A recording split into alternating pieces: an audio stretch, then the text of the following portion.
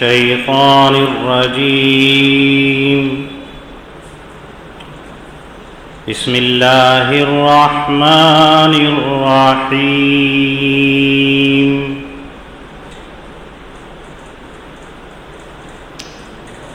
واتقوا فتنة لا تصيبن الذين ظلموا منكم خاصة واعلموا أن الله شديد العقاب. واذكروا إذا أنتم قليل مستضعفون في الأرض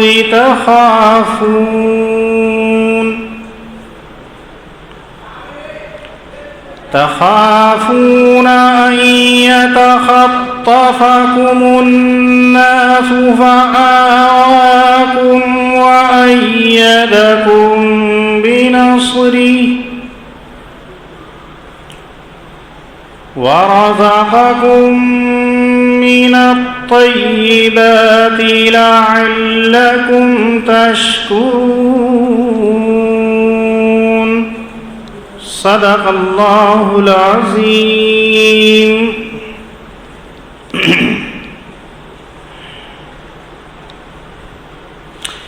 معرکہ بدر جو واقعہ پیش آیا اسلام کے اندر، اللہ رب العزت ان کو ذکر فرما رہے ہیں. اسی درمیان کے اندر مسلمانوں کو کچھ نصیحتیں اور مسلمانوں کے اوپر جو انعامات اللہ رب العزت نے کیے ہیں ان کو ذکر کیا جا رہا ہے. آیات سابقہ کے اندر بھی اللہ رب العزت نے یہی ذکر کیا تھا کہ جب رسول اور اللہ تمہیں بلائیں فوراً اس کی طرف رجوع کر لینا چاہیے، اور یہ یاد رکھیے کہ انسان اور اس کے دل کے درمیان کے اندر اللہ رب العزت ہے، چاہے تو آڑ بنا دیں اور چاہے تو آڑ کو ختم کر دیں، لیکن یاد رکھیے انجام کے اعتبار سے تمہیں اللہ رب العزت ہی کی جانب اکٹھا ہونا ہے، جمع ہونا ہے. اس آیت کریمہ کے اندر بھی اللہ رب العزت ایک خاص نصیحت فرما رہے ہیں. وہ نصیحت ہمارے لیے از حد ضروری ہے یاد رکھنا اور اس کے اوپر عمل کرنا. وَاتَّقُوا فِتْنَةً لَا تُصِيبَنَّ الَّذِينَ ظَلَمُوا مِنْكُمْ خَاصَّةً. اس آیت کریمہ کے اندر اللہ رب العزت یوں فرماتے ہیں،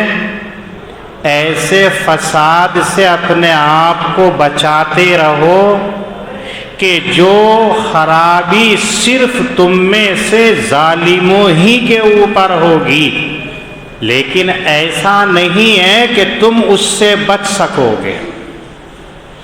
مطلب یہ ہے کہ اگر کسی انسان اور کسی جماعت کے اندر کوئی گناہ پیدا ہو گیا ہے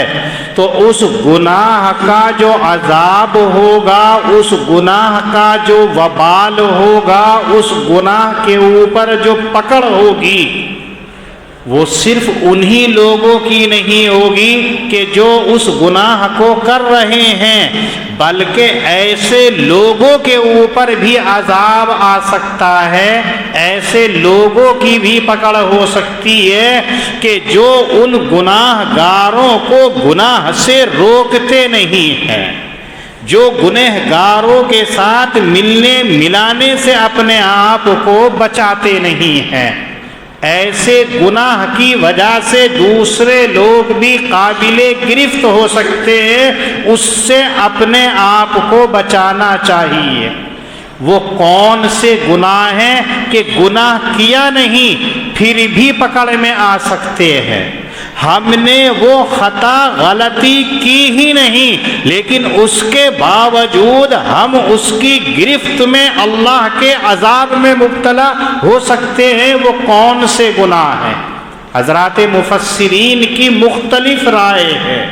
اکثر مفسرین فرماتے ہیں کہ ایسا گناہ جو انسان کرتا نہیں ہے لیکن پھر بھی دوسرے کے کرنے کی وجہ سے وہ قابل گرفت ہو جاتا ہے، وہ ہے جب کوئی قوم، کوئی جماعت امر بالمعروف اور نہی عن المنکر کو ترک کر دے۔ اللہ رب العزت نے اس امت مسلمہ کے اوپر لازم کیا ہے امر بالمعروف کو اور نہی عن المنکر کو۔ متعدد جگہ قرآن کریم کے اندر اللہ نے یہی فرمایا وَأَمُرْ بِالْعُرْفِ وَأَعْرِضْ عَنِ الْمُنْكَرِ، کہ اے لوگو تم امر بالمعروف کا حکم کرتے رہو اور نہی عن المنکر سے لوگوں کو بچاتے رہو، روکتے رہو۔ ما آتاکم الرسول فخذوہ وما نہاکم عنہ فانتہوا، جو رسول تمہیں کسی کام کے کرنے کا حکم دے اس کو بجا لاؤ، اور جس کام سے روک دے، منع کر دے، اس سے اپنے آپ کو روک لو، یہ تمہاری ذمہ داری ہے۔ اللہ رب العزت نے اس امت کو جو خاص طور سے امت وسطا، معتدل جماعت اور معتدل امت بنایا ہے، وہ اسی واسطے کنتم خیر امت اخرجت للناس تأمرون بالمعروف وتنہون عن المنکر، تم بہترین انسان تبھی ہو کہ جب تم لوگوں کو بھلائی کا، تم لوگوں کو اچھائی کا، تم لوگوں کو نیک کام کرنے کا حکم دیتے ہو اور لوگوں کو غلط کام سے، برے کام سے، برائیوں سے روک دیتے ہو۔ یہ کام اس امت کے اوپر لازم ہے۔ اگر آپ ایسے علاقے کے اندر رہتے ہیں، ایسے خطے کے اندر رہتے ہیں کہ لوگوں نے لوگوں کو سمجھانے کا کام چھوڑ دیا ہے، لوگوں کو غلط کام کرنے سے روکنا بند کر دیا ہے، تو یہ ایسا ناکردہ گناہ ہے کہ ان لوگوں کے چھوڑنے کی وجہ سے پوری امت، پورے لوگ اور پوری قوم اس گناہ کے عذاب کے اندر مبتلا ہوگی، جو اس آیت کریمہ کے اندر اللہ رب العزت ذکر فرما رہے۔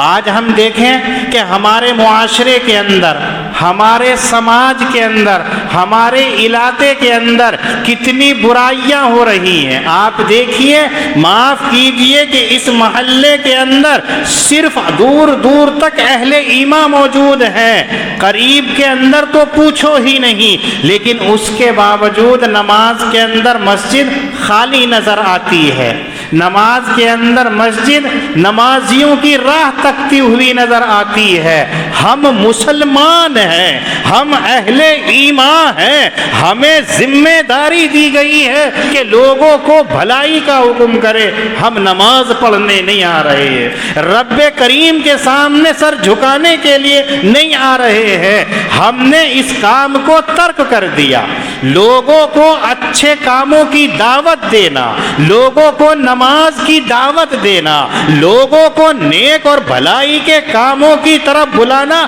ہم نے چھوڑ دیا ہے، اور لوگ اگر برا کام کرتے ہیں، غلط کام کرتے ہیں، تو ہم نے ان کو روکنا ٹوکنا بند کر دیا ہے۔ آپ معاشرے اور سماج کے اندر نظر ڈال کے دیکھیے کہ کہیں پر ایسا ہے کہ لوگ شراب پی رہے ہیں اور ہم ان کو منع نہیں کر سکتے ہیں، لوگ جوا اور سٹا کھیل رہے ہیں، ہم ان کو منع نہیں کر سکتے ہیں، لوگ افیون اور نشہ آور چیزوں کو استعمال کر رہے ہیں، بیچ رہے ہیں، فروخت کر رہے ہیں، اور ہماری پیشانی کے اوپر شکن تک نہیں آتی ہے، جبکہ قرآن کریم یہ کہتا ہے تمہارا کام ہے، تمہاری ذمہ داری ہے کہ اگر تمہارے اندر طاقت ہے کہ تم طاقت کے بل سے لوگوں کو اس غلط کام سے روک سکتے ہو اور فتنہ نہیں ہو سکتا ہے، تو تمہیں طاقت کے بل سے روکنا تمہارے اوپر فرض ہے۔ اور اگر اتنی طاقت نہیں ہے تو تم کم سے کم زبان سے نصیحت تو کر سکتے ہو، زبان سے تو منع کر سکتے ہو۔ اگر اتنی طاقت ہے تو زبان سے نصیحت کرنا تمہارے اوپر فرض ہے۔ اور اگر اتنا بھی نہیں ہے تو اپنے دل کے اندر اس گناہ کو گناہ سمجھے۔ جو لوگ اور معاشرے کے اندر برائی پھیل رہی ہے اس کو آپ برا سمجھے، یہ ایمان کا کم تر درجہ ہے۔ لیکن ہم اپنے گریباں میں جھانک کر کے دیکھیں، ہم اپنے قلب کو ٹٹول کر کے دیکھیں کہ ہمارے دل کے اندر یہ چیز ہے یا نہیں ہے۔ ہمیں معلوم ہوگا کہ یہ چیز ہم سے غائب ہے۔ ہمارے سامنے چھوٹا سا بچہ ہے، وہ نشہ کر رہا ہے، نشے چیز بیچ رہا ہے، لیکن ہم اس کو سمجھا بھی نہیں سکتے ہیں، ہم اس کو منع بھی نہیں کر سکتے ہیں، ہم اس کو اس کام سے ہٹا بھی نہیں سکتے ہیں۔ ہم کیسے اہل ایمان ہیں؟ اس گناہ کی وجہ سے کہ غلط کام وہ کر رہا ہے اور ہم صرف دیکھ کر کے اسے نظر انداز کر دے، تو اس کی وجہ سے بھی اللہ تعالیٰ کہہ رہے ہیں تم عذاب کے اندر داخل ہو جاؤ گے، تم عذاب کے اندر گرفتار کر دیے جاؤ گے۔ صرف وہی لوگ عذاب کے مستحق نہیں ہوں گے جو یہ غلط کام کر رہے ہیں، بلکہ دیکھ کر کے نظر انداز کرنے والا بھی اسی کے اندر شریک ہوگا۔ روایتوں کے اندر آتا ہے، نبی کریم صلی اللہ علیہ وسلم کا ارشاد گرامی ہے جس کو امام بخاری رحمۃ اللہ علیہ نے اپنی صحیح کے اندر ذکر کیا۔ وہ لوگ کہ جو گناہ کر رہے ہیں، وہ لوگ جو معاصی اور جرائم کا ارتکاب کر رہے ہیں، اور وہ لوگ کہ جو ان کو روکنے پر قدرت رکھتے ہیں، وہ لوگ جو ان کو منع کرنے کی طاقت رکھتے ہیں لیکن اس کے باوجود وہ منع نہیں کرتے ہیں، اس کے باوجود وہ ان کو روکتے نہیں ہیں، تو ان دونوں لوگوں کی مثال ایسی ہے جیسے پانی کے اندر کشتی جہاز ہے، اس کا ایک اوپر کا حصہ ہے اور ایک نیچے کا حصہ ہے۔ نیچے کے حصے والا آدمی اوپر چڑھ کر کے جہاز پر پھر برابر سے پانی لیتا ہے اپنی ضروریات کے لیے، تو اوپر والوں کو نیچے والوں کی آمد سے، ان کے آنے جانے سے تکلیف ہوتی ہے، گرانی ہوتی ہے کہ یہ نیچے والے اوپر آ رہے ہیں اور ہمیں پریشانی، ان کے لیے راستہ چھوڑا جا رہا ہے، ان کے لیے راستے کے لیے جگہ بنائی جا رہی ہے، آرام کا تقاضا ہے، آرام کے اندر خلل پڑ رہا ہے۔ وہ لوگ جو نیچے والے ہیں یہ سوچ کر کہ ہمارے اوپر کے جانے والے کو تکلیف ہوتی ہے ہمارے جانے سے، وہ نیچے ہی اس جہاز کے اندر ایک سوراخ کر لے،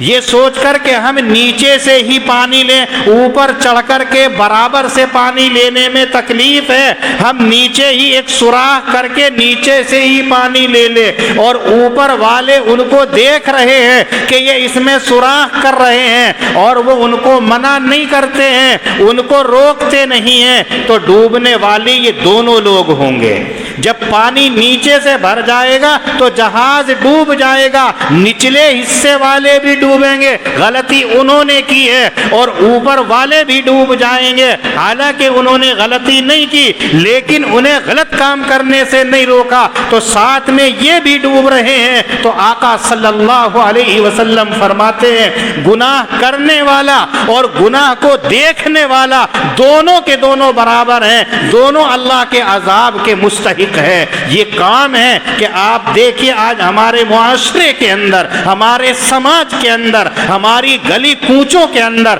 ہمارے محلے کے علاقوں کے اندر کتنے گناہ ہو رہے ہیں، لیکن ہم ان کو منع نہیں کرتے ہیں، ہم ان کو روکتے نہیں ہیں، تو یاد رکھیے وہی گنہگار نہیں ہے بلکہ ہم بھی ان کے ساتھ میں اللہ کے عذاب کے مستحق بن رہے ہیں۔ اگر یہاں ذہن کے اندر یہ بات آئے، قرآن کریم کہتا ہے وَلَا تزر وازرۃ وزر اخری، کہ اگر غلطی اس شخص نے کی ہے تو اس کی غلطی کی سزا اس کو نہیں ملے گی، جس نے گناہ کیا ہے وہ اپنے گناہ کا بوجھ، اپنے گناہ کا وزن خود اپنے اوپر اٹھائے گا، کوئی دوسرا اس کا بوجھ اٹھانے والا نہیں ہوگا۔ پھر یہ کیسے ہو گیا کہ غلطی وہ کر رہا ہے، گناہ وہ کر رہا ہے، جرم اور قصور وہ کر رہا ہے اور بھگتنا سب کو پڑ رہا ہے، ایسا کیسے ہو سکتا ہے؟ تو اس کا جواب آپ یوں دے سکتے ہیں کہ ان لوگوں کے اوپر جو پکڑ آئی ہے، جو گناہ کر رہے ہیں، انہیں تو گناہ کی وجہ سے عذاب میں گرفتار کیا جا رہا ہے،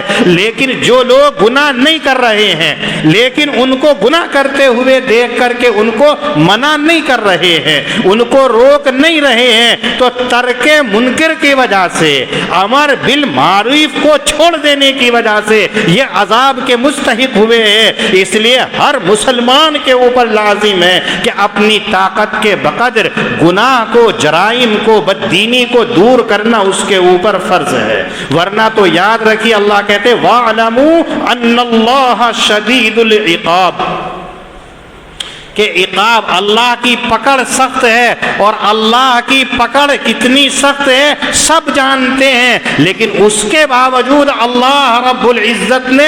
عقاب، عذاب کو شدید صفت کے ساتھ میں بیان کیا ہے کہ سخت عذاب ہے۔ کتنا سخت عذاب ہوگا اس کا تصور بھی نہیں کیا جا سکتا ہے۔ آج یہ امت مسلمہ سوئی ہوئی ہے، آج یہ امت محمدیہ خواب غفلت کے اندر ہے، نہ اپنے بچوں کو نصیحت کرتی ہے، نہ اپنے احباب کو نصیحت کرتی ہے، نہ اپنے بھائیوں کو نصیحت کرتی ہے، نہ اپنے اولادوں کو نصیحت کرتے ہیں، نہ اپنے پڑوسیوں کو نصیحت کرتے ہیں، نہ اپنے ہم نشینوں ہم جلیسوں کو نصیحت کرتی ہے، نہ کسی کو اس کام کی دعوت دیتی ہے، بس اپنی دھن کے اندر سوار ہے، وہ گناہ کر رہا ہے اس کو اس کے حال پر چھوڑ دیتے ہیں۔ ایسا نہیں ہے، جب اللہ کا عذاب آتا ہے تو وہ پھر تمام کو لے ڈوبتا ہے، جس نے گناہ کیا ہے وہ بھی اور جس نے گناہ نہیں کیا ہے وہ بھی، پھر وہ تمام کے تمام اس عذاب عام کے اندر گرفتار ہو جاتے ہیں۔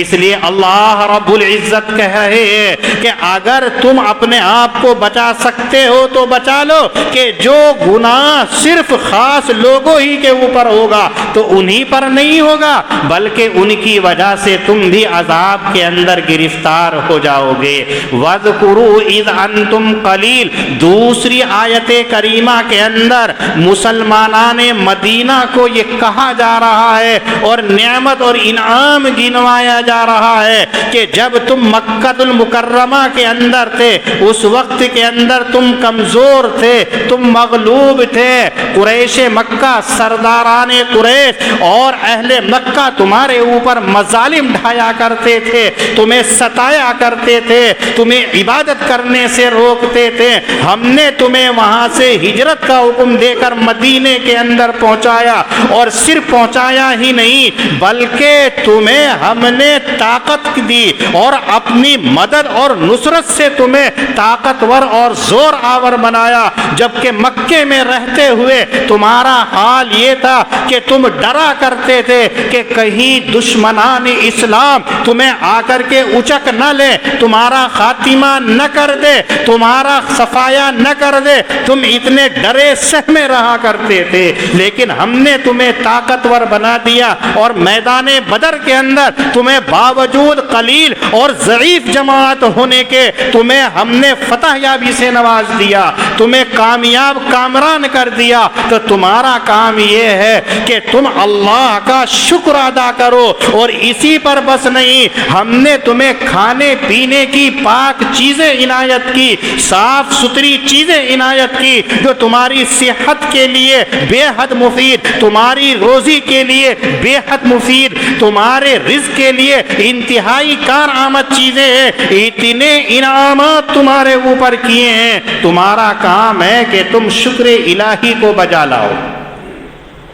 اس وقت کے اندر اللہ رب العزت فرما رہے ہیں، لیکن یہ قیامت تک آنے والے تمام مومنین کے لیے ہے۔ آپ دیکھیے اپنے گھر کے اندر بیٹھے ہوئے ہیں، اللہ کی کیسی کیسی نعمتیں تمہیں دستیاب ہو رہی ہیں، کیسی کیسی نعمتیں تمہیں مہیا کی جا رہی ہیں، کتنی نعمتیں میسر ہیں کہ لاکھوں کروڑوں انسان ایسی نعمتوں سے محروم، اور تمہیں ساری چیزیں مل رہی ہیں، کھانے کے لیے، پینے کے لیے، استعمال کرنے کے لیے تمام چیزیں ہیں، تو اللہ کا شکر کیوں نہیں ادا کرتے ہو؟ اللہ کی نعمتوں کی قدر کیوں نہیں کرتے ہو؟ جبکہ ایک دوسری جگہ اللہ رب العزت نعمت کے شکر کے بارے میں کہتے ہیں لَإِن شَكَرْتُمْ لَأَزِيدَنَّكُمْ، کہ اگر تم ہماری دی ہوئی نعمتوں کا حق ادا کرتے رہو گے، اگر تم ہماری دی ہوئی نعمتوں کا شکر ادا کرتے رہو گے تو میں ان نعمتوں کے اندر اضافہ کرتا چلا جاؤں گا۔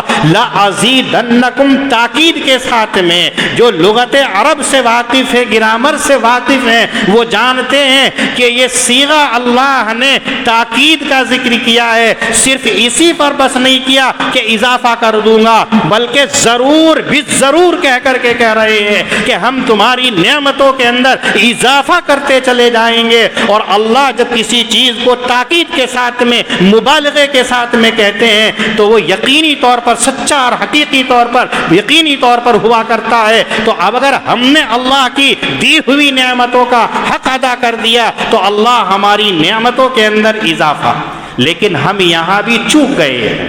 اللہ کی کتنی نعمتیں ہم کھاتے پیتے ہیں، استعمال کرتے ہیں، جب اس کا حق ادا کرنے کا نمبر آتا ہے تو ہم جیب کو کہہ دیتے ہیں خالی ہے،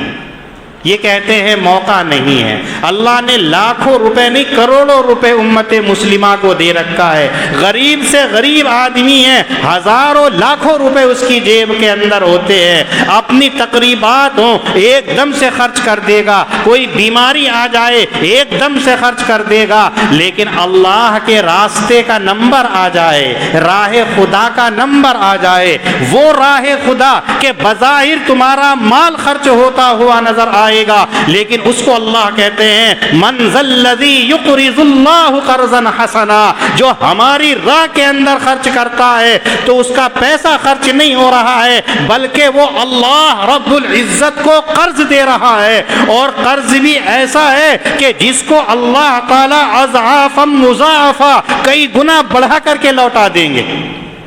اللہ اس خرچ کرنے کو بھی قرض سے تعبیر کر رہے ہیں۔ تم راہ خدا میں خرچ کرو، تم غربا کے اوپر خرچ کرو، مساجد مدارس پر خرچ کرو، یتیم اور بیواؤں کے اوپر خرچ کرو، رفاہی کاموں کے اندر خرچ کرو، تو یہ خرچ نہیں ہے، ہمارے اوپر قرض ہے، ہم اس کو بڑھا کر کے کئی گنا تمہیں ادا کر دیں گے، لیکن اس کے باوجود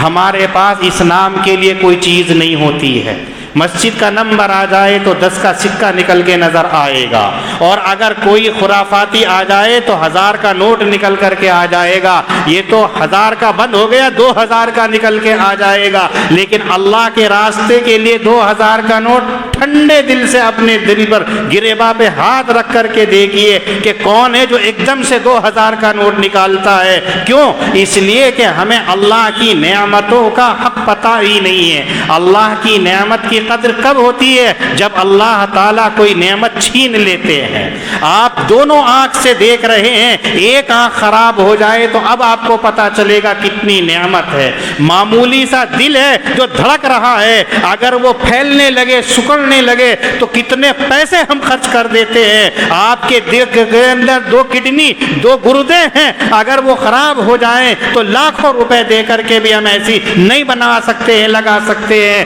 لیکن اس کے باوجود ہمارا حال یہ ہے کہ ہم نعمتوں کا شکر ادا نہیں کرتے ہیں، نعمتوں کا حق ادا نہیں کرتے ہیں۔ اللہ کی جتنی نعمتیں ہیں وہ نعمتیں ہم سے دور نظر آتی ہیں، اس لیے اللہ رب العزت اس آیت کریمہ کے اندر کہتے ہیں لعلکم تشکرون، تم اللہ کا شکر ادا کرتے رہو۔ یہ نعمتیں گرچہ مارکے بدر کے مقابلے کے اندر مسلمانوں کو گنوائی گئی، لیکن قیامت تک آنے والے لوگوں کے لیے یہ بتا دیا ہے کہ اللہ کی نعمتیں اگر تمہیں میسر ہیں، اللہ کی نعمتوں سے اگر تم لطف اندوز ہو رہے ہو تو پھر اس کا حق ادا کرنا تمہارے اوپر لازم ہے۔ تیسری آیت کریمہ یا ایھا الذین آمنوا لا تخونوا اللہ والرسول،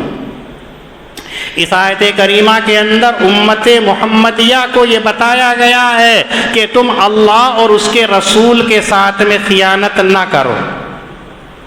اور آپس کے اندر ایک دوسرے کی امانت میں بھی خیانت نہ کرو جان بوجھ کر کے۔ بظاہر تو یہ حکم عام ہے، لیکن یہ آیت کریمہ ایک خاص واقعے کے پس منظر کے اندر نازل ہوئی ہے۔ اس کا شان نزول حضرات مفسرین یہ بیان کرتے ہیں کہ مارکہ خندق، مارکہ احزاب جب پیش آیا، کفار مکہ نے مدینہ منورہ کے اوپر چڑھائی کر دی، تو نبی کریم صلی اللہ علیہ وسلم نے حضرات صحابہ سے مشورہ کر کے ایک خندق مدینے کے اطراف کے اندر کھدوائی ہے، اور ادھر دشمنان اسلام، ادھر مسلمانوں کا لشکر، اور نبی کریم صلی اللہ علیہ وسلم کے وہ ساتھی جو حلیف تھے جنہوں نے مدینے میں رہتے ہوئے یہ عہد کیا تھا کہ اگر کوئی مسلمانوں کے اوپر حملہ کرے گا، چڑھائی کرے گا تو ہم مسلمانوں کا ساتھ دیں گے۔ انہی حلیف میں یہودیوں کے قبیلہ بھی تھا، جس میں بنو قریظہ بھی تھا، بنو نذیر بھی تھا، اور بھی تھے یہ سارے۔ لیکن جب دشمنان اسلام نے چڑھائی کی تو بنو قریظہ نے بد عہدی کی، بے وفائی کی،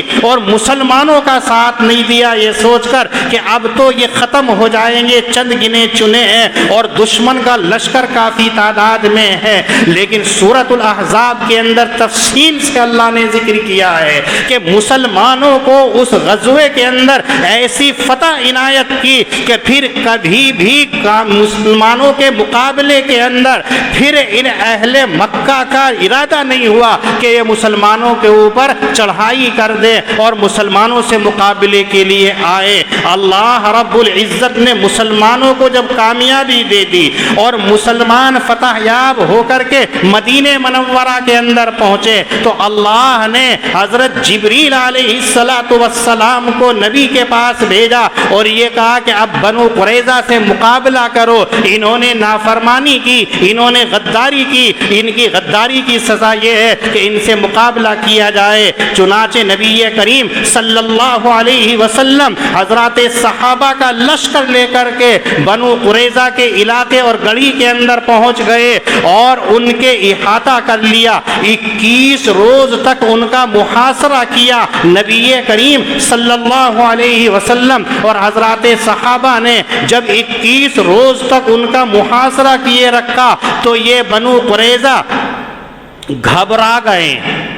ڈر گئے، اور انہوں نے نبی کریم صلی اللہ علیہ وسلم کے پاس میں اطلاع کرائی کہ آپ ہمیں ملک شام جانے کی اجازت دے دیجئے، ہم یہ علاقہ، یہ محلہ چھوڑ کر کے چلے جائیں گے۔ آپ صلی اللہ علیہ وسلم کو جب اطلاع پہنچی تو آپ نے جواب کے اندر ان سے یوں کہا کہ حضرت سعد ابن معاذ رضی اللہ تعالیٰ عنہ تمہارے حق میں جو فیصلہ کریں گے آپ کو وہ ماننا ہوگا، اگر اس پر راضی ہے تو ہم آپ سے بات کرنے کے لیے تیار، ورنہ تو ہم نے محاصرہ کر رکھا ہے۔ ان لوگوں نے پھر یہ کہا کہ اچھا ایسا ہے کہ سعد ابن معاذ کو نہ بھیجا جائے بلکہ ابو لبابہ کو بھیج دیا جائے۔ حضرت ابو لبابہ رضی اللہ تعالیٰ عنہ وہ صحابی ہیں کہ جن کا علاقہ بنو قریظہ ہی کے علاقے کے اندر، انہی کے محلے کے اندر رہتے تھے۔ حضرت ابو لبابہ رضی اللہ تعالی عنہ کے بال بچے اہل و عیال بھی اسی محلے کے اندر، ان کا مال و اسباب بھی اسی محلے کے اندر۔ تو ان یہودیوں نے یہ سمجھا کہ ابو لبابہ چونکہ ہمارے محلے والے ہیں، ہمارے علاقے کے اندر رہتے ہیں، تو محلے کا پاس رکھتے ہوئے، محلے کا لحاظ رکھتے ہوئے، ہمارے ساتھ رہتے ہوئے ہمارے ساتھ میں نرمی کا معاملہ فرمائیں گے۔ کہنے لگے آپ ابو لبابہ کو، حضرت نبی کریم صلی اللہ علیہ وسلم نے کہا کہ ابو لبابہ کو بھیج دیتے ہیں۔ حضرت ابو لبابہ رضی اللہ تعالی عنہ کو نبی کریم صلی اللہ علیہ وسلم نے ان کے پاس بھیج دیا۔ انہوں نے ابو لبابہ رضی اللہ تعالی عنہ سے یہ کہا کہ دیکھو، اگر ہم آپ کے نبی کی بات مان لیں، جو وہ کہہ رہے ہیں ہم اطاعت کر لیں، تو ہمارے ساتھ میں کیا نرمی کا معاملہ کیا جائے گا یا پھر بھی ہمارے ساتھ میں سختی کا معاملہ ہوگا؟ حضرت ابو لبابہ رضی اللہ تعالیٰ عنہ صحابی رسول ہیں، نبی کریم صلی اللہ علیہ وسلم کے سچے عاشق ہیں، لیکن جب ان لوگوں کی نرمی کو دیکھا، بعض روایتوں میں آتا ہے کہ یہ بنو قریظہ حضرت ابو لبابہ کے سامنے رونے لگے، عورتیں ایسی دہاڑے مارنے لگی، چیخنے لگی کہ حضرت ابو لبابہ بھی نرم دل ہو گئے، رقیق القلب ہو گئے، آپ کی آنکھیں بھی بھر آئیں ان کی کیفیت کو دیکھ کر کے۔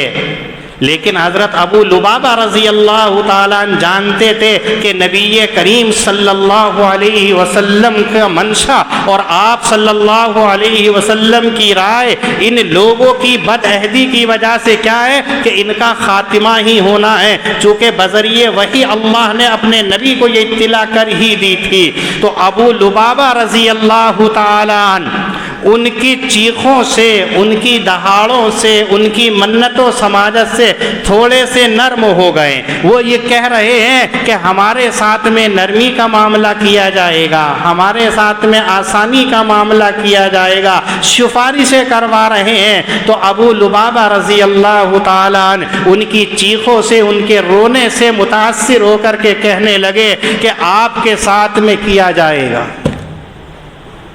انگلی سے گردن کی طرف اشارہ کر کے خاموشی سے اٹھ کر کے پھر حضرت ابو لبابہ چلے گئے، یعنی اشارے سے یہ بتلا دیا کہ تلوار سے تمہاری گردنیں اڑا دی جائیں گی، تم نے ایسی غداری کی ہے اور ایسا بڑا سنگین جرم تم نے کیا ہے۔ زبان سے تو نہیں کہا کہ تمہیں ختم کر دیا جائے گا، لیکن اشارے سے کر دیا، ایسے کر دیے جائیں گے۔ جب یہاں سے اٹھ کے چلیں، فوراً احساس ہوا، ایمان نے ان کو جھنجھوڑا کہ تم نے اللہ کے رسول کے مشورے کے اندر امانت تھی، اس میں خیانت کر دی۔ اللہ کے رسول کا جو مشورہ تھا اس کو تم نے عام کر دیا، ان کو بتا دیا۔ پریشان ہوئے، گھبرا گئے، اور اس گھبراہٹ کے اندر حضرت ابو لبابہ رضی اللہ تعالیٰ عنہ نبی کریم صلی اللہ علیہ وسلم کی خدمت کے اندر نہیں پہنچے، بلکہ مسجد نبوی کے اندر پہنچ گئے، اور وہاں جا کر کے اپنی سزا کے لیے کہ میں نے شان نبی کے اندر گستاخی کی، میں نے حکم رسول کی نافرمانی کی ہے، مجھ سے یہ جرم ہو گیا کہ میں نے آپ کا راز ظاہر کر دیا، میں نے آپ کا راز افشا کر دیا ہے، یہ میرا جرم ہے۔ اور اس سزا کے لیے مسجد نبوی کے اندر پہنچ گئے اور ستون سے اپنے آپ کو باندھ لیا، اور یہ سزا متعین کی کہ نہ کھاؤں گا نہ پیوں گا جب تک کہ اللہ تعالیٰ مجھے معاف نہ کر دے، اس وقت تک میں اس ستون سے بندھا رہوں گا، نہ سونے کا، نہ آرام کرنے کا، نہ کھانے کا، نہ پینے کا۔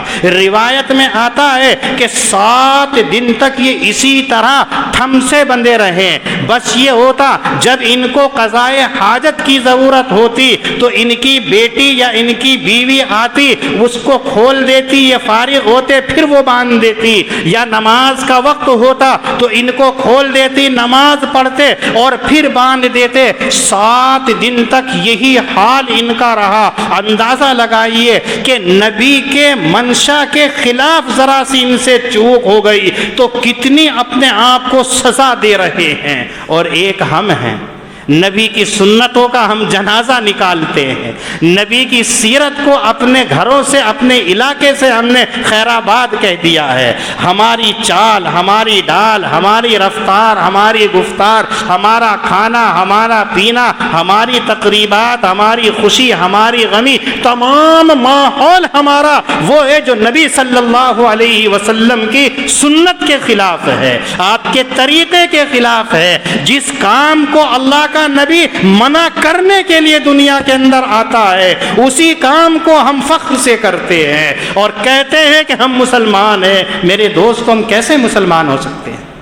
ہم کیسے مومن ہو سکتے ہیں؟ ہم عذاب الہی کو دعوت دے رہے ہیں۔ یہ تو نبی کا لطف اور نبی کا احسان عظیم ہے کہ اس کی دعا کی وجہ سے اس امت کو ہلاک نہیں کیا جا رہا ہے، لیکن مصائب کے اندر جکڑی ہوئی ہے، مصیبتوں کے اندر گرفتار ہے، عذاب کے اندر گرفتار ہے، لیکن احساس نہیں ہو رہا ہے۔ حضرت ابو لبابہ کو دیکھیے، عاشق رسول ہیں، نبی ہیں کہ ساتھی ہیں، نبی کے صحابی ہیں، غلطی ہو رہی ہے، اپنے آپ کو سزا دے رہے ہیں۔ ہم ایک دن تک اپنی اس سزا کو نہیں بھگت سکتے ہیں۔ اگر کوئی کہتے تم نے نماز نہیں پڑھی، آج تمہیں کھانا نہیں ملے گا، تو ہم ڈنڈورا پیٹ دیں گے، ہم اسٹرائک کر دیں گے، بھوک ہڑتال پر بیٹھ جائیں گے کہ ہمیں کھانا نہیں دیا جا رہا ہے۔ ہم سے غلطی کیا ہو گئی؟ نمازی تو نہیں پڑھی، پڑھ لیں گے۔ کتنے مسلمان ہیں جو ہم پانچوں وقتوں کی نمازیں پڑھ رہے ہیں؟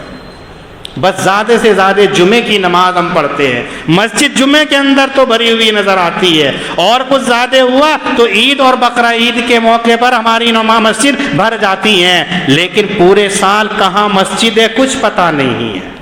کس جگہ مسجد ہے کچھ پتہ نہیں ہے۔ قاری صاحب بیٹھے ہوئے، ان سے معلوم کیجئے، مسجد کی تزئین کے لیے، مسجد کی زینت کے لیے بیچارے مارے مارے پھر رہے ہیں، اور اتنے مارے پھرے کہ ٹانگ میں چوٹ لگا کر کے بیٹھے ہوئے ہیں۔ لیکن یہ ہماری ذمہ داری، اگر ہم پانچوں وقت مسجد کے اندر آتے، ذمہ داری ہوتی ایک ایک آدمی دیتا، سارے کام ہو جاتے۔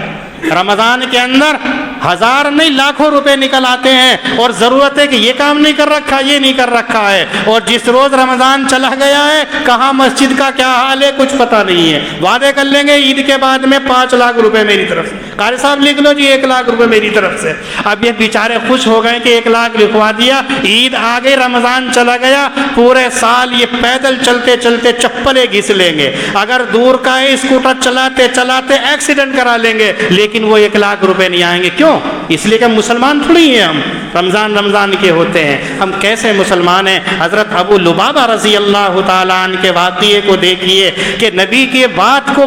بتانے کے لیے گئے، حالانکہ بظاہر کوئی غلطی نہیں ہوئی ہے، انہوں نے ظاہر میں نہیں کہا ہے، بس اشارہ کر دیا، اس کو بھی غلطی سے، جبکہ ان کو اس چیز کا مکلف بھی نہیں بنایا گیا تھا، لیکن احساس ہو رہا ہے چونکہ یہ راز کی بات تھی، اسے راز میں رکھنا تھا، میں نے ظاہر کر دیا۔ 7 دن تک بندھے ہوئے ہیں، حالت یہ ہے کہ نہ کھانا ہے نہ پینا ہے، 7 دن کے بھوکے پیاسے ہیں، غمی کی وجہ سے اور بیہوشی ہو رہی ہے، بار بار ان کو کمزوری کی وجہ سے اونگ آتی ہے، گر پڑتے ہیں، لیکن بندھے ہوئے ہیں، نہ سزا کے لیے ختم کرنے کو تیار ہیں اور وہیں بندھے ہوئے ہیں۔ اطلاع حضرات صحابہ نے نبی کریم صلی اللہ علیہ وسلم کو دی کہ ابو لبابہ کا حال یہ ہے کہ وہ وہاں پر بندھے ہوئے ہیں، آج 7 روز ہو گئے ہیں اور نہ کھایا ہے نہ پیا ہے، کمزوری اور نقاہت کا یہ عالم ہے کہ نہ جانے کب جان نکل جائے۔ تو نبی کریم صلی اللہ علیہ وسلم کہتے ہیں ابو لبابہ نے غلطی کی، اگر وہ وہاں سے سیدھا میرے پاس آ جاتا اور آ کر کے اپنی غلطی مجھے بتلا دیتا تو میں اس کے حق کے اندر استغفار کرتا، اس کو معاف کر دیتا، لیکن اس نے خود سزا دی اپنے طور پر، تو جب تک اللہ کی طرف سے کوئی حکم نہیں آ جائے گا اس وقت تک میں کچھ نہیں کروں گا۔ تب اللہ رب العزت نے یہ آیت کریمہ نازل فرمائی کہ اللہ نے ابو لبابہ کی توبہ کو قبول کر لیا چونکہ سچے تھے۔ اللہ سے ڈر اور خوف تھا تو اللہ نے ان کی توبہ کو قبول کر لیا، ان کو معاف کر دیا۔ آیت کریمہ نبی اکرم صلی اللہ علیہ وسلم کے اوپر نازل ہوئی، حضرات صحابہ دوڑے ہوئے حضرت ابو لبابہ کے پاس آتے ہیں اور آ کر کے بشارت دیتے ہیں کہ اللہ نے تمہاری خطا کو معاف کر دیا ہے، اللہ نے آیت کریمہ قرآن کریم کے اندر تمہارے لیے نازل کر دی ہے، اب تمہاری غلطی معاف ہو گئی، تمہاری توبہ قبول ہو گئی ہے۔ تو حضرت ابو لبابہ رضی اللہ تعالیٰ عنہ کہتے ہیں کہ نہیں، جب تک میرے آقا صلی اللہ علیہ وسلم آ کر کے مجھے خود اپنے ہاتھ سے نہیں کھولیں گے، اس وقت تک میں اپنے آپ کو کھولنے کی اجازت نہیں دوں۔ یہ ہے عشق رسول صلی اللہ علیہ وسلم۔ خوشی سے پاگل ہو جاتے، ایک دم کھلتے اور بھاگ کر کے حضور کی خدمت میں پہنچتے، لیکن اس کے باوجود جانتے ہیں کہ اللہ نے مجھے معاف کیا ہے، اپنے رسول کو میری غلطی کی معافی کی اطلاع دی ہے، تو وہی رسول آ کر کے اپنے دست مبارک سے مجھے کھولے گا، یہی میری غلطی کی تلافی اور یہی میری غلطی کی سزا ہے۔ نبی کریم صلی اللہ علیہ وسلم کو حضرات صحابہ نے جا کر کے بتایا، آپ خوشی سے اچھل اور آپ آتے ہیں، حضرت ابو لبابہ کو کھولتے ہیں، سینے سے لگاتے ہیں اور یہ کہتے ہیں کہ اللہ نے تمہاری خطا کو معاف کر دیا۔ یہ ہے کہ اگر سچے دل سے کوئی غلطی کو معاف کرانا چاہتا ہے، اپنے گناہ پر نادم ہوتا ہے، تو رب کریم تو ایسا ہے کہ فوراً معاف کر دیتا ہے۔ غلطی نظر آ رہی ہے، قرآن کریم کے اندر آیت نازل فرما دی اور یہ بھی پیغام دے دیا قیامت تک لوگوں کو کہ اے لوگوں، اللہ اور اس کے رسول کی امانتوں کے اندر خیانت نہ کرو، اور صرف اللہ اور اس کے رسول ہی کی خیانت نہیں بلکہ آپس کے اندر جو تم ایک دوسرے کی امانتیں لیے ہوئے ہو، چاہے مشورہ ہو، چاہے راز ہو، چاہے مال و دولت ہو، ان تمام کے اندر تمہیں امانت کے اندر خیانت نہیں کرنی ہے۔ اور امانت اور خیانت جو ہوا کرتی ہے دو چیزوں کی وجہ سے ہوتی ہے، ایک مال کی وجہ سے اور ایک اولاد کی وجہ سے، جیسا کہ ابو لبابہ سے ہو گئی کہ ابو لبابہ کا مال بھی بنو قریظہ کے محلے کے اندر تھا اور ابو لبابہ کی اولاد بھی بنو قریظہ کے محلے کے اندر تھی، اسی محبت نے ان کو یہ مجبور کر دیا کہ اشارہ کر دیا۔ یہی ہے کہ اللہ نے مال کو اور اولاد کو امتحان اور آزمائش کی چیز بنایا ہے۔ عموماً دنیا کے اندر انسان جب کسی عذاب کے اندر گرفتار ہوتا ہے، کسی سزا کا گرفتار ہوتا ہے، تو یا تو مال کی وجہ سے ہوتا ہے اور یا اولاد کی وجہ سے ہوتا ہے۔ آپ دیکھیے، آپ کی اولاد نے غلط حرکت کر دی، آپ بجائے اس کو سزا دینے کے اس کی حمایت کرتے ہیں، اس کی ہمدردی کرتے ہیں، اس کی نصرت کرتے ہیں۔ نتیجہ یہ ہوتا ہے کہ آپ بجائے انصاف کرنے کے ظالموں کے زمرے کے اندر آ جاتے ہیں۔ بہت کم لوگ ایسے ہیں جو اپنی اولاد کو بھی حق بات کہنے کو منع نہیں کرتے ہیں بلکہ حق کے مطابق فیصلہ کرتے ہیں۔ تو اللہ فرماتے ہیں کہ یہ اولاد بھی اور یہ مال بھی تمہارے لیے آزمائش بھی ہے، تمہارے لیے عذاب کا سبب بھی ہے۔ اگر تم نے مال کو صحیح جگہ استعمال کیا تو تم نجات پا جاؤ گے، اگر تمہیں جو مال دیا اس مال کو غلط جگہ استعمال کیا تو پھر ایسی صورت کے اندر تم گرفتار عذاب ہو جاؤ گے۔ اگر تمہیں مال دیا، تم نے مال کا حق ادا نہیں کیا، قرآن کریم کی بہت ساری آیات اور احادیث مبارکہ کے اندر اقوال نبی اور ارشادات نبی کثرت سے ہیں کہ ایسا مال قیامت کے روز تمہارے لیے وبال جان بن جائے گا، سانپ اور اژدہے کی شکل کے اندر بنا کر کے تمہارے گلے کے اندر لٹکا دیا جائے گا، جو یوں کہتا ہوا تمہیں ڈسے گا، انا کنزو کا انا مالو کا، میں تمہارا خزانہ ہوں، تمہارا مال ہوں۔ یہ آزمائش ہے، تمہارے لیے عذاب ہے۔ اس لیے مال اگر دیا ہے تو مال کی محبت صحیح یہ ہے کہ اسے صحیح جگہ استعمال کیا جائے، غلط اور اسراف استعمال نہ کیا جائے۔ اور اولاد اگر دیے تو اولاد کبھی تو دنیا کے اندر ہی تمہارے لیے وبال جان بن جاتی ہے، جیسا کہ آج کا دور ہے کہ جب اولاد بڑی ہوتی ہے تو ماں باپ کی کتنی نافرمان ہو جاتی ہے، باپ کو کتنے دکھ دیتی ہے، ماں کو کتنے ستاتی ہے۔ یہ اولاد ہے کہ تم نے اس کی تربیت صحیح نہیں کی، اولاد ہے ان کو صحیح راستہ نہیں دکھلایا، تو اب وہ تمہارے لیے آزمائش، اور کبھی اگر اس کے قدم ڈگمگا جاتے ہیں، صراط مستقیم کو چھوڑ چھوڑ کر کے گناہ، جرائم اور معاصی کے راستے میں چل پڑتا ہے تو کبھی ایسا ہوتا ہے کہ تمہاری نظروں کے سامنے ہی وہ تختہ دار کے اوپر چڑھا دیا جاتا ہے، کبھی ایسا ہوتا ہے کہ اس کے گناہوں کی وجہ سے تم بھی عذاب کے اندر، قید و صعوبت کے اندر گرفتار ہو جاتے ہو، تمہیں بھی اس کی سزا بھگتنی پڑتی ہے، اور آخرت کے اندر بھی تمہارے لیے سخت عذاب ہوگا کہ والدین نے اپنے بچوں کی تربیت صحیح کیوں نہیں کی۔ اس لیے اگر اللہ نے اولاد دی ہے، اللہ نے اگر مال دیا ہے تو اسے آزمائش ہی سمجھیں اور صحیح طریقے سے اولاد کی تربیت کریں اور صحیح طریقے سے مال کو صحیح مصرف کے اندر خرچ کریں تو یقیناً کامیاب اور فلاح یاب، اور پھر اللہ تعالیٰ کے یہاں ایسے لوگوں کے لیے بڑا اجر اور بڑا ثواب ہوگا، اور اگر ایسا نہیں ہے تو پھر بڑی پریشانیاں ہوں گی۔ وَاتَّقُوا فِتْنَةً لَا تُصِيبَنَّ الَّذِينَ ظَلَمُوا مِنْكُمْ خَاصَّةً، اور بچاؤ تم اپنے کو اس فساد سے کہ جو صرف تم میں سے ظالموں ہی کے اوپر ہوگا، اور جان لو کہ اللہ تعالیٰ کا سخت عذاب ہے۔ وَاذْكُرُوا إِذْ أَنْتُمْ قَلِيلًا، اور یاد کرو اس وقت کو جب کہ تم مغلوب تھے اور تم ملک کے اندر غریب تھے، ضعیف تھے، تخافون ان یتخطفکم الناس، اور ڈرتے تھے کہ کہیں لوگ تمہیں اچک نہ لیں، فآواکم، تو تم کو ٹھکانہ دیا، وأیدکم بنصرہ، اور تم کو طاقت اور زور دیا اپنی نصرت کے ذریعے، ورزقکم من الطیبات، اور صاف ستھری روزی دی، لعلکم تشکرون، تاکہ تم شکر ادا کرو۔ اے ایمان والو، نہ خیانت کرو اللہ کی اور نہ اس کے رسول کی، اور نہ خیانت کرو تم آپس میں امانتوں کی جان بوجھ کر۔ وَاعْلَمُوا أَنَّمَا أَمْوَالُكُمْ وَأَوْلَادُكُمْ فِتْنَةٌ، اور جان رکھو اس بات کو کہ تمہارا مال اور تمہاری اولاد آزمائش ہے، وَأَنَّ اللَّهَ عِندَهُ أَجْرٌ عَظِيمٌ، اور بلا شبہ اللہ کے پاس میں بڑا اجر ہے۔ اللہ پاک ہم سب کو دین کی صحیح سمجھ عطا فرمائے۔ وآخر دعوانا ان الحمد للہ رب العالمین۔